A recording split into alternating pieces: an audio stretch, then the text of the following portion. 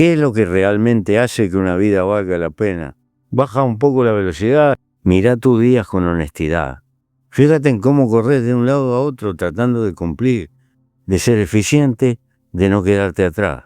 La modernidad nos ha llenado la cabeza con la idea de que la buena vida es un trofeo reservado para quienes acumulan más, quienes sobresalen, quienes conquistan. Nos dicen que la felicidad está al final del esfuerzo, en la meta que todavía no alcanzaste, en el dinero que todavía no ganaste, en el reconocimiento que aún no llegó. Y sin embargo, ¿cuánta gente conocemos que tiene todo eso y aún así se siente profundamente vacía? Yo he visto mucha gente exitosa, muy por encima de la media, con carreras brillantes y vidas llenas de reconocimiento, que en el fondo cargaban una tristeza silenciosa, una especie de desorientación que ningún aplauso era capaz de resolver. Y también he visto campesinos de mano ajada, que tal vez nunca pisaron una universidad, pero que conservaban una serenidad que no se compra ni se estudia, una paz interior que nace de vivir de acuerdo con uno mismo, no de aparentar frente al mundo. ¿Qué explicación tiene eso? Tal vez la misma que tenían los sabios orientales cuando, siglos atrás, hablaban del sufrimiento humano como una consecuencia directa del aferramiento, del deseo infinito que nunca se sacia, del intento de llenar con cosas un vacío que no se llena con cosas. La historia del rey es la historia de todos nosotros. Un hombre rodeado de riqueza, rodeado de poder, rodeado de servidores y aduladores, pero incapaz de sentirse pleno. Ese hombre podría vivir hoy en cualquier gran ciudad, subido al tren de la productividad eterna, conectado a 5 pantallas a la vez, intentando comprar con objetos lo que solo se consigue con claridad interior. Podría ser un empresario, un funcionario, un artista, un influencer. La figura es lo de menos. Lo que importa es que el rey no era infeliz por lo que le faltaba, sino por lo que le sobraba. Miedo a perder, miedo a no controlar, miedo a que la vida no se ajuste a sus expectativas. Y cuando uno vive desde el miedo, cualquier abundancia se vuelve insuficiente. Por eso cuando aquel monje le dijo que la felicidad estaba en soltar, el rey no lo entendió. ¿Cómo iba a soltar quien había construido su identidad sobre la base de retener y acumular? ¿Cómo iba a comprender el valor del espacio interior quien había llenado cada rincón de su vida de objetos, de responsabilidades y de preocupaciones? Pero la verdad es que todos llegamos a un punto, tarde o temprano, en el que nos damos cuenta de que la vida no se controla, que el tiempo no obedece, que las personas no son nuestras, que los logros no garantizan paz y que ninguna cantidad de dinero puede poner orden en una mente desordenada.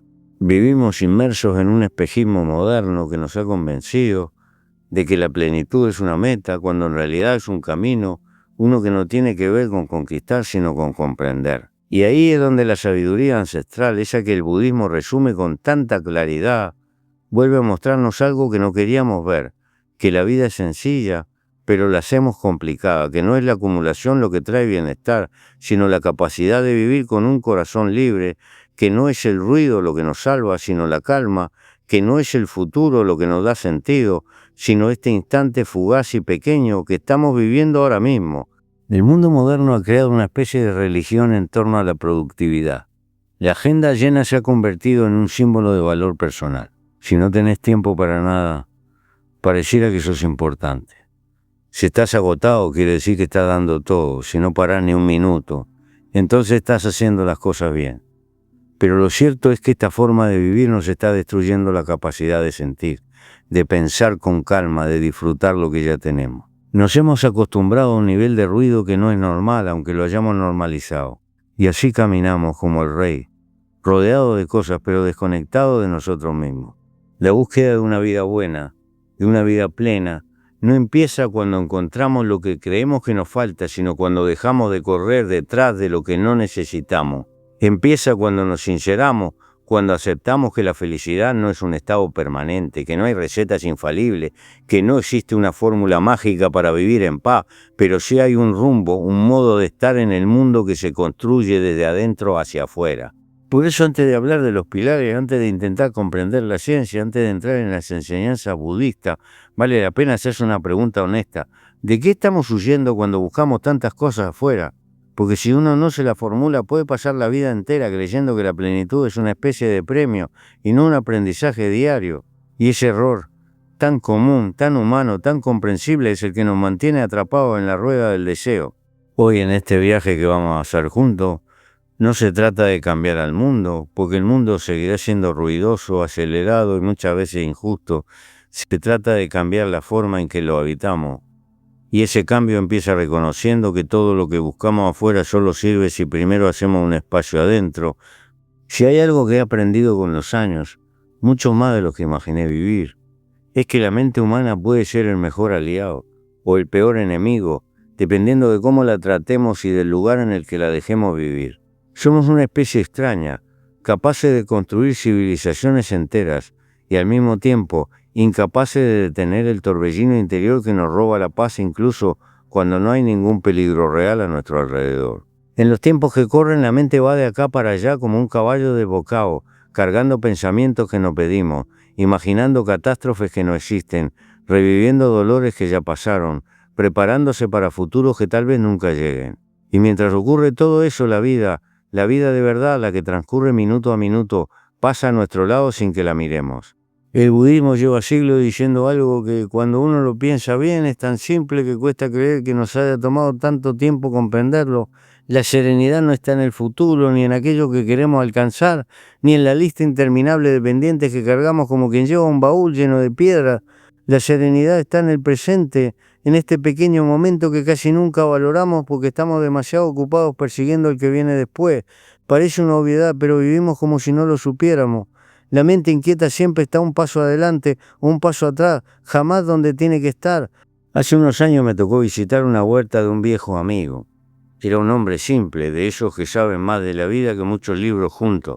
Mientras tomábamos mate, él miraba cómo caía la luz del atardecer sobre un campo recién regado y me dijo una frase que nunca olvidé. La tierra no piensa en mañana, Pepe, la tierra hace lo que tiene que hacer ahora. Y yo pensé que tal vez nosotros deberíamos aprender un poco más de la tierra. La mente cuando se dispersa sufre, cuando se queda quieta entiende. Hoy la ciencia dice lo mismo que dijeron los sabios hace siglos. En laboratorios modernos con máquinas capaces de leer patrones cerebrales, descubrieron que cuando una persona respira con atención, cuando se sienta un momento a observar sus pensamientos sin pelear con ellos, sin juzgarlos, sin querer expulsarlos, su cerebro cambia. La parte que provoca ansiedad se aquieta, la que ayuda a decidir con claridad se enciende y el cuerpo entero reacciona como si hubiera encontrado un refugio después de años caminando bajo la tormenta. No es magia, es biología. Pero la biología a veces llega para confirmar lo que la intuición y la experiencia ya sabían. He visto gente capaz de hacer grandes cosas, pero incapaz de cerrar los ojos un minuto sin sentirse invadida por la angustia. No es que no puedan, es que nadie les enseñó. Vivimos en sociedades que premian la productividad y castigan la pausa, que miden el valor de una persona por cuanto hace, no por lo que es. Nos dijeron que parar es perder, cuando en realidad muchas veces es la única forma de no quebrarse. La prisa se ha vuelto nuestra religión y la ansiedad su liturgia. Lo curioso es que la serenidad no se obtiene escapando, ni viajando, ni cambiando toda la vida. Se obtiene entrenando a la mente para quedarse, para permanecer en el único lugar donde la vida ocurre, el ahora. No se trata de vaciar la cabeza como si fuera una habitación que debe quedar a oscuras, sino de mirarla como quien observa el mar. Las olas vienen y van, algunas calmas, otras violentas, pero ninguna es permanente. Ningún pensamiento dura para siempre, ninguna emoción es eterna. Cuando uno entiende eso, empieza a relajarse por dentro, aunque afuera siga habiendo ruido. La modernidad nos regaló muchas cosas buenas, pero también nos robó algo esencial: la capacidad de asombro por lo simple. Antes la gente miraba el cielo con fascinación, hoy casi nadie levanta la cabeza. Antes una comida compartida era un acontecimiento, hoy comemos mirando pantalla. Antes la respiración era un puente con la vida. Hoy ni siquiera somos conscientes de cómo respiramos, y así vamos perdiendo pequeñas maravillas que podrían devolvernos la calma que tanto buscamos. Yo no digo que tengamos que convertirnos en monjes ni aislarnos del mundo. La vida no es para contemplarla desde lejos, es para vivirla. Pero sí creo que necesitamos aprender a recuperar la atención, a ejercitarla como un músculo que se atrofió por desuso. Basta con 5 minutos al día, 5 minutos en los que uno decide, aunque sea de manera torpe, aunque al principio cueste sentarse, respirar y observar. No hay misterio. Lo importante es volver cada vez que la mente se va. Volver sin enojo, sin frustración, sin culpa. Volver como quien regresa a casa. Porque ahí empieza la serenidad. En la decisión humilde de volver a uno mismo. Y cuando uno vuelve, descubre algo hermoso, que la vida tiene un ritmo mucho más suave del que la mente inventa, que la calma no está lejos, sino detrás del primer pensamiento que aprendamos a soltar, y que el presente es ese tesoro cotidiano que solemos ignorar. Es la única patria real que tenemos. Si uno observa con un poco de distancia cómo vivimos, se da cuenta de que gran parte del sufrimiento moderno no proviene de lo que nos falta, sino de lo que creemos que necesitamos. El deseo, que en apariencia es una fuerza inocente, puede transformarse en una especie de prisión psicológica cuando se vuelve insaciable, cuando deja de ser una motivación y pasa a ser un tirano que exige, sin descanso, que siempre haya algo más. La sociedad contemporánea lo alimenta todo el tiempo, te empuja a pensar que si tuvieras un poco más de dinero, un poco más de amor, un poco más de reconocimiento, un poco más de éxito, entonces sí, finalmente vivirías en paz. Pero ese un poco más es una escalera sin final, una carrera que nunca termina, porque apenas alcanzás lo que quería, aparece otra cosa que te promete una felicidad que tampoco dura. El consumismo hizo del deseo una industria. Se volvió un negocio que vive de hacerte sentir que nunca estás completo, que siempre te falta algo para ser la versión ideal de vos mismo. Y uno, sin darse cuenta, entra en ese juego. Compramos cosas para llenar vacíos que no sabemos nombrar, perseguimos metas que no nos pertenecen, acumulamos objetos que no necesitamos, solo para sentir por un rato esa ilusión de satisfacción que se desvanece casi tan rápido como llegó. Así como el hambre vuelve después de comer, el deseo vuelve después de obtener lo deseado, y esa repetición constante nos deja agotados, desconectados, confundidos, creyendo que el problema es que todavía no encontramos lo correcto, cuando en realidad el problema es no haber entendido la naturaleza del deseo. Hace un tiempo, un viejo pescador me contó algo que quedó dando vueltas en mi cabeza. Era un hombre sencillo, sin grandes pretensiones, pero con una mirada profunda de esas que solo se consiguen después de muchos años conversando con el mar. Me habló de un día en que encontró entre las redes una perla que brillaba como si tuviera luz propia. La guardó con ilusión pensando en lo valiosa que sería, en lo que podría hacer con ella, en la suerte que había tenido, pero a partir de ese día la paz se le fue desmoronando. Tenía miedo de perderla, de que alguien la descubriera, de que la codicia ajena o la mala fortuna se la arrebataran. La escondía cada noche en un lugar distinto, dormía inquieto, empezó a desconfiar de quienes siempre habían sido sus amigos. La perla no le había dado nada, se lo había quitado todo. Fue entonces cuando buscó a un anciano sabio de la zona, un hombre que vivía con lo justo y parecía no necesitar más.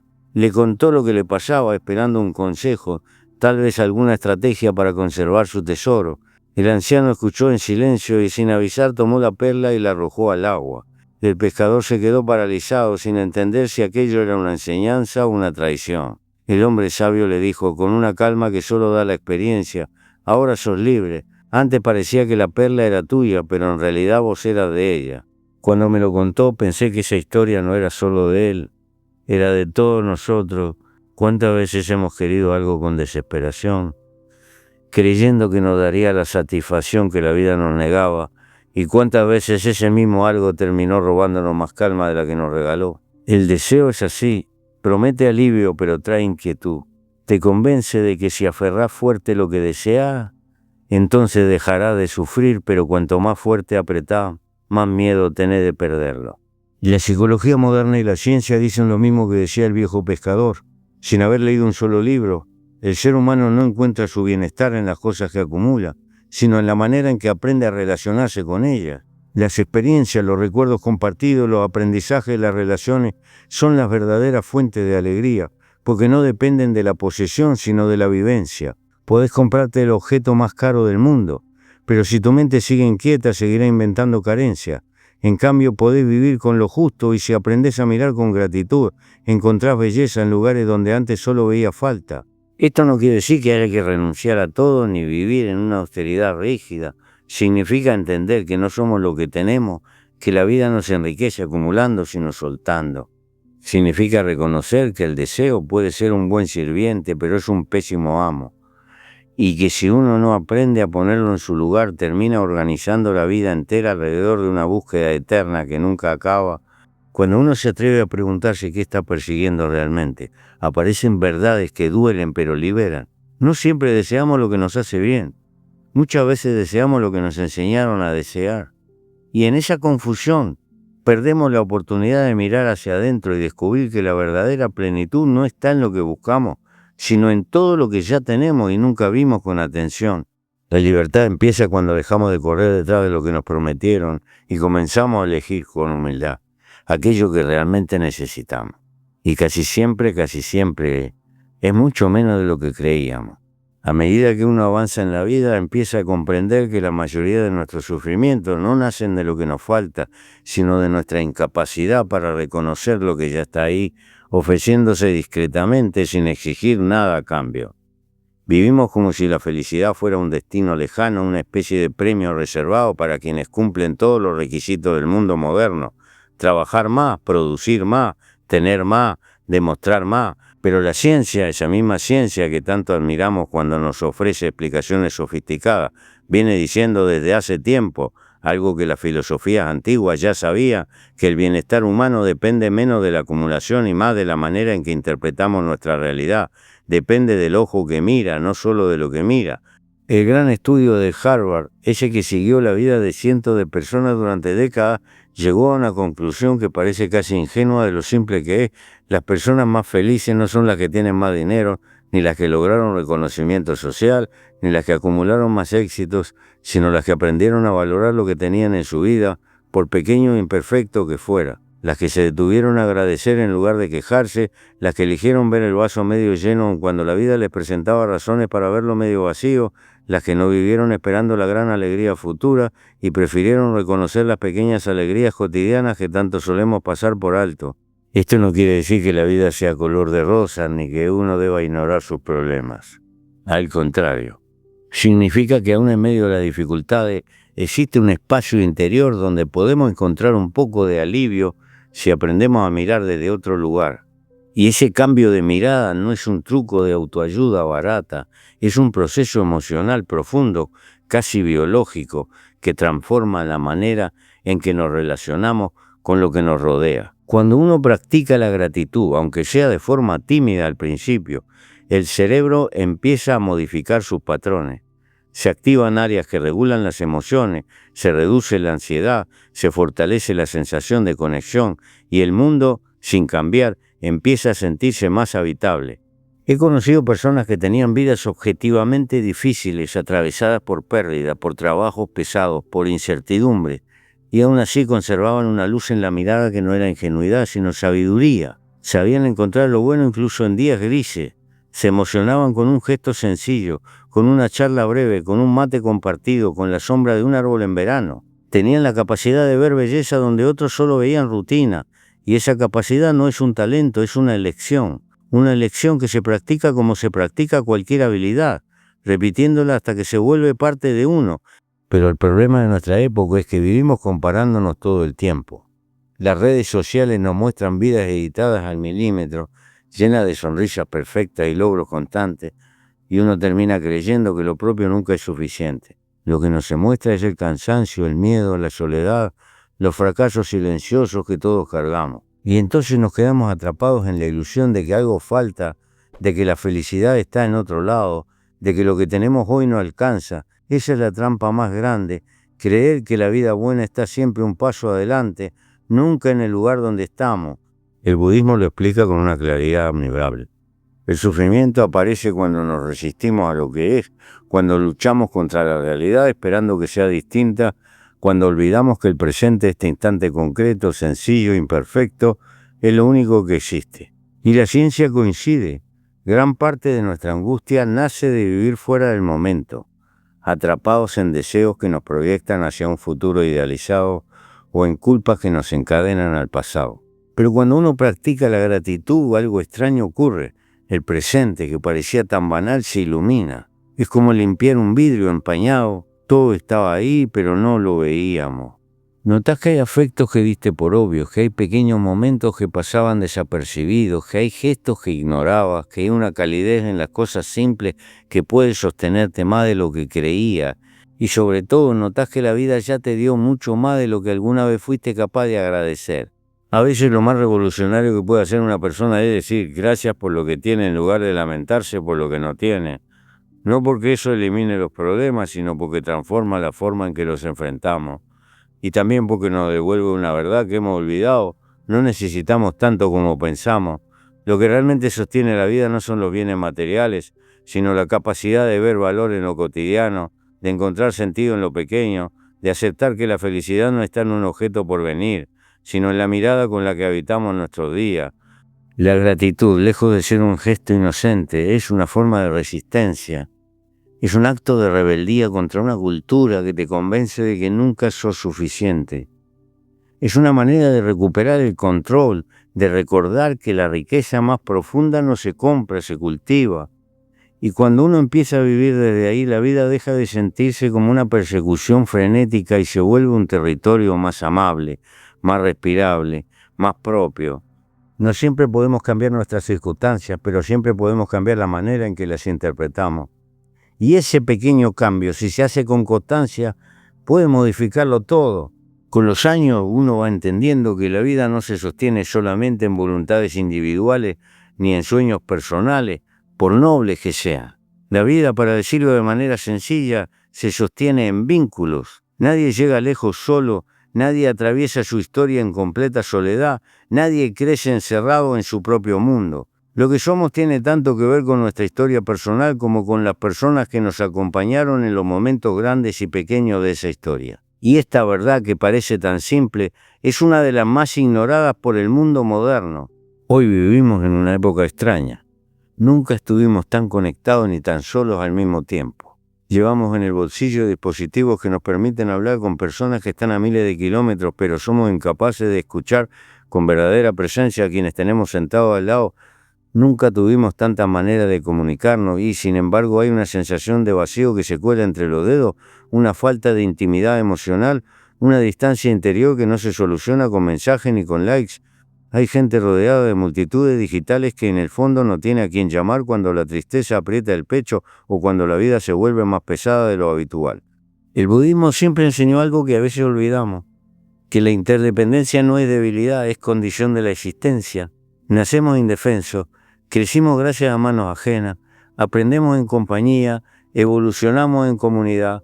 Incluso quienes se creen autosuficientes dependen, sin darse cuenta, de miles de personas que sostienen el mundo que habitan, el panadero que hornea el pan, el médico que vigila la salud, el trabajador que levanta las calles, el agricultor que cultiva la tierra. Somos un entramado que respira junto aunque no lo aceptemos. Y cuando negamos esta verdad empezamos a quebrarnos por dentro. Hay una antigua enseñanza que siempre me gustó. Un maestro llevó a sus discípulos a un jardín y les mostró dos plantas, un bambú alto y flexible y una flor de loto delicada que flotaba en el agua. Le preguntó cuál era más fuerte. Todos sin dudar señalaron al bambú, pero él explicó algo que se me quedó grabado. Ninguna de las dos viviría un solo día sin sus raíces. El bambú se sostiene porque la tierra lo alimenta. La flor de loto sobrevive porque tiene un tallo sumergido que la conecta con su origen. La fuerza no está en lo que se ve, sino en lo que la sostiene. Nos pasa lo mismo a nosotros. Podemos creernos firmes, podemos construir una imagen de fortaleza, podemos aparentar independencia, pero si no estamos conectados con otro, tarde o temprano tambaleamos. Las relaciones profundas, las que vienen sin máscara, las que aceptan nuestras luces y nuestras sombras, las que permiten hablar sin miedo y escuchar sin escapar, son las raíces invisibles de la existencia. No son muchas, rara vez son perfectas, pero cuando las tenemos, nos sostienen incluso en los momentos más oscuros. La ciencia lo confirma. El estudio de Harvard, ese que acompañó a varias generaciones de personas durante más de 80 años, concluyó que la felicidad y la longevidad no dependen del dinero, ni del estatus, ni de la fama, sino de la calidad de nuestros vínculos. Las personas que tenían relaciones estables, afectos sólidos, amistades verdaderas, vivían más tiempo y mejor. Su cerebro envejecía más lentamente, su cuerpo enfermaba menos, su estado de ánimo era más estable. No es poesía, es biología. El amor, no el romántico de las películas, sino el amor real, cotidiano, imperfecto, es un factor de salud. Pero cultivar vínculos exige algo que en el mundo actual se ha vuelto casi revolucionario: tiempo. No tiempo mecánico de rutina, sino tiempo emocional, tiempo de presencia, de escucha, de interés genuino. No se puede construir una relación profunda si uno está mentalmente en otro lado. si conversa mirando el reloj, si vive apurado y disperso. La conexión necesita pausa, necesita entrega, necesita un silencio compartido que permita que la otra persona exista ante uno tal cual es, sin filtros ni pretensiones. El problema es que la soledad, cuando se vuelve crónica, distorsiona la manera en que nos vemos. A veces empezamos a pensar que no hacemos falta, que nadie nos entiende, que nuestra vida no influye en la de nadie. Pero eso es una ilusión que nace del aislamiento. En realidad influimos más de lo que creemos. Una palabra amable puede enderezar un día torcido. Un abrazo puede salvar un corazón cansado. Un gesto de atención puede cambiar la historia de alguien que se sintió invisible durante demasiado tiempo. Somos, nos guste o no, criaturas hechas para el encuentro. Y cuando olvidamos esto, la vida se vuelve un territorio áspero. En cambio, cuando lo recordamos, todo empieza a tener sentido otra vez. Porque al final del día, cuando los años pesan y las ambiciones se desvanecen, lo que queda no son los logros ni los objetos, sino las personas a las que amamos y las que nos amaron. Esa es la verdadera riqueza, la que no se guarda en cajas fuertes ni en cuentas bancarias, sino en la memoria afectiva que construimos a lo largo de los años. Si quieres mejorar tu vida, empezá por mejorar tus vínculos. Llama a alguien que extrañás, agradecé a quien te acompañó, acércate a quien dejaste a distancia. No esperes a que sea tarde para regar las raíces que te sostienen. Hay un momento en la vida en el que uno empieza a entender, a veces a la fuerza, y otras con una quietud que sorprende que nada permanece tal como lo conocimos. Lo que hoy nos da alegría mañana puede entristecernos, lo que hoy nos sostiene mañana puede perderse, lo que hoy consideramos firme mañana puede quebrarse sin previo aviso, y no es un castigo ni una injusticia, es simplemente la naturaleza de la existencia. El mundo moderno nos enseñó a buscar garantías, a asegurar cada aspecto de la vida como si pudiéramos detener el paso del tiempo o evitar los cambios que nos incomodan. Pero la verdad dura y maravillosa a la vez es que la vida es movimiento, siempre lo fue. La filosofía budista lo entendió con una lucidez que aún hoy nos cuesta aceptar.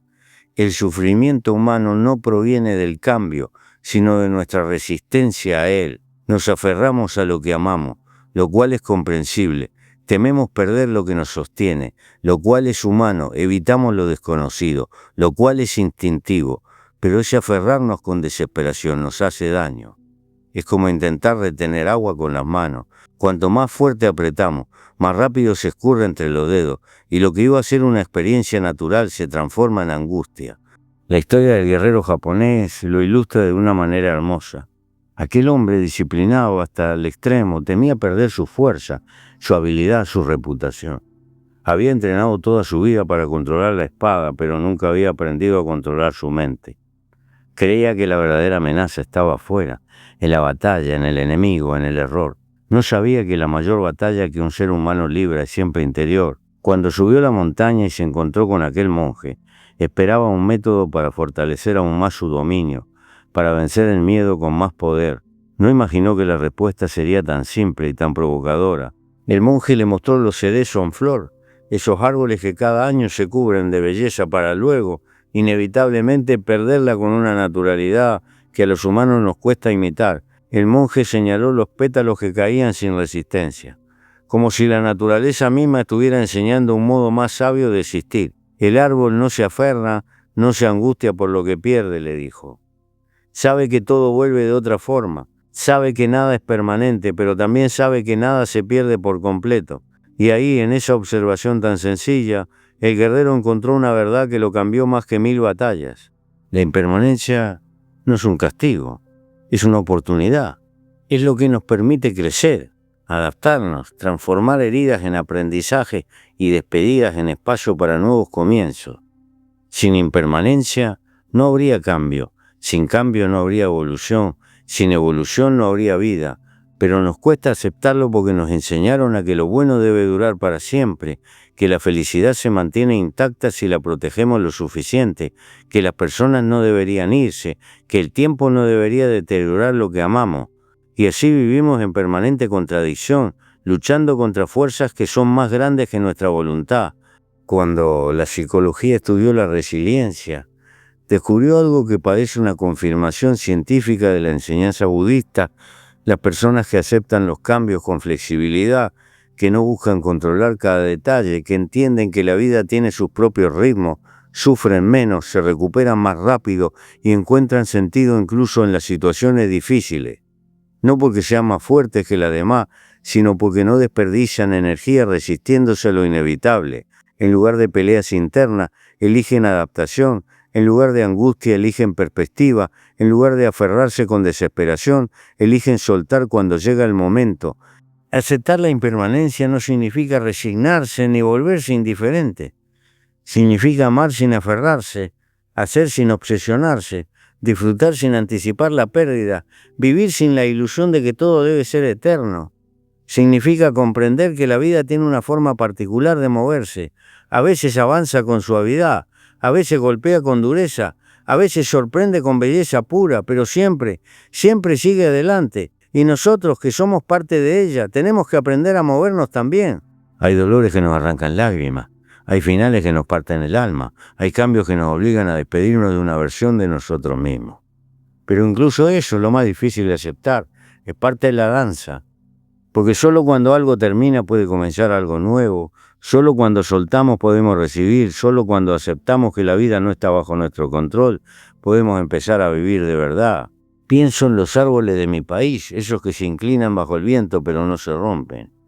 Pienso en la gente sencilla que entendió que nada es para siempre, pero que aún así se entrega a la vida sin temor. Pienso en los abrazos que duran un instante y sin embargo dejan marcas que el tiempo no borra.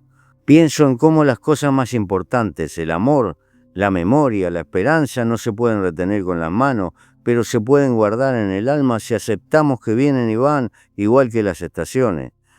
La impermanencia no resta belleza a la vida, se la agrega. Porque si todo fuera eterno, nada tendría valor. Es justamente la fragilidad de los momentos lo que los vuelve inolvidables. Y cuando uno aprende a vivir con esa conciencia, la vida deja de sentirse como algo que debe controlarse y se transforma en algo que debe contemplarse, experimentarse, agradecerse. Soltar no es perder. Soltar es confiar en que lo que debe quedarse, se quedará, y lo que debe irse abrirá espacio para lo que viene. Cuando uno llega al final de un camino, sobre todo de un camino largo, no recuerda los kilómetros recorridos ni los obstáculos que parecían imposibles. Recuerda la manera en que ese recorrido lo transformó. Miro mi vida hacia atrás y veo un mosaico de momentos breves que, sin haberlo advertido en su momento, moldearon lo que soy. Veo días de trabajo duro, noches de incertidumbre, pérdidas que parecían insoportables, encuentros que iluminaron años enteros, decisiones pequeñas que tuvieron consecuencias enormes. Si hay algo que aprendí después de tantas idas y vueltas, es que la plenitud no es un estado permanente ni un trofeo reservado para unos pocos. Es una forma de mirar la vida, una manera de estar en el mundo. La serenidad, ese arte de habitar el presente sin dejarse arrastrar por la tormenta interior, es el primer paso. No porque resuelva todos los problemas, sino porque nos devuelve al único lugar donde podemos actuar, sentir, cambiar. El deseo, ese impulso que tantas veces nos promete paraísos que no existen, deja de dirigirnos cuando aprendemos a mirarlo con honestidad y a no confundir necesidad con carencia artificial. La gratitud, esa capacidad de ver lo valioso en lo simple, de reconocer la riqueza que ya está en nuestras manos, le devuelve textura a los días y los vínculos humanos, esas raíces invisibles que nos sostienen incluso cuando creemos que caminamos solos, nos recuerdan que la vida no se atraviesa en solitario, sino en compañía, aun cuando esa compañía sea pequeña y discreta. Por último, la impermanencia nos enseña a dejar de pelear contra el cambio, a soltar la idea de que la felicidad está en la permanencia y a comprender que lo más bello de la existencia es justamente su fragilidad. Ningún momento dura para siempre, ninguna tristeza es eterna, ningún dolor nos acompaña intacto toda la vida. Y entender esto no nos vuelve frío, nos vuelve libre de aferrarnos a lo que duele, libre de acumular cosas que no necesitamos, libre de exigir garantías que nadie puede darnos. A veces, para vivir de verdad, hay que dejar de perseguir espejismo.